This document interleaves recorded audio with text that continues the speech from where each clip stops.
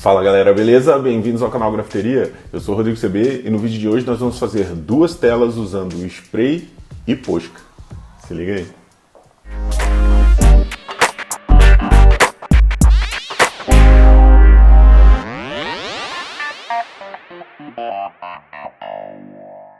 Para você fazer material como o de hoje, que pode te gerar até uma renda, você precisa aprender a fazer letras com facilidade, com fluidez, letras de bombe, letras de trawap.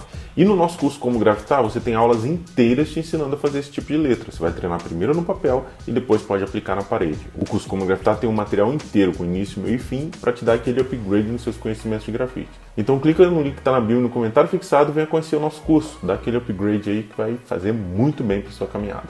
Vamos que vamos. Galera, já faz um tempo que eu não trago aqui para vocês um vídeo produzindo algum material. O material que eu apresente no final do vídeo, ele pronto. No vídeo de hoje eu pretendo fazer assim, pretendo produzir essas telas para vocês e até o final do vídeo mostrar o material pronto. Essas telas eu estou fazendo para dois filhos de um grande amigo meu aqui, o Cláudio, que também trabalha lá no projeto social C3, onde eu estou lá todas as semanas. Vocês que me acompanham nas outras redes sociais, eu posto coisas lá de vez em quando. Eles são amigos muito queridos e um dos filhos dele, o Davi, fez aniversário esses dias e como ele tem um irmão menor, o Fred, eu não quis criar conflito entre os dois, então vou dar uma telinha para os dois. Eu vi com a mãe deles um tema que eles gostam, que é o One Piece. Eu não conheço muito, eu sei que é um mangá assim e tal, eu sei que muita gente se amarra.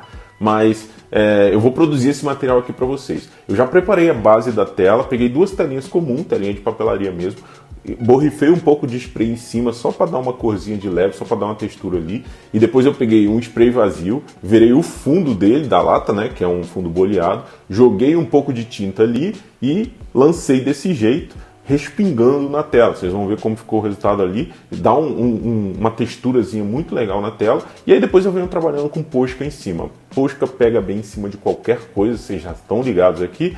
Então acompanha o vídeo aí, já vai curtindo aí para você, não deixa no final para você curtir, que senão você vai esquecer. E também se inscreva no canal se não for inscrito. E durante o vídeo, pintando alguma dúvida aí, comenta aqui, que eu pessoalmente leio todos e na medida do possível respondendo para vocês. Beleza? Depois comenta também se vocês gostaram do resultado, se vocês são fã de One Piece e se queria ver mais material como esse por aqui.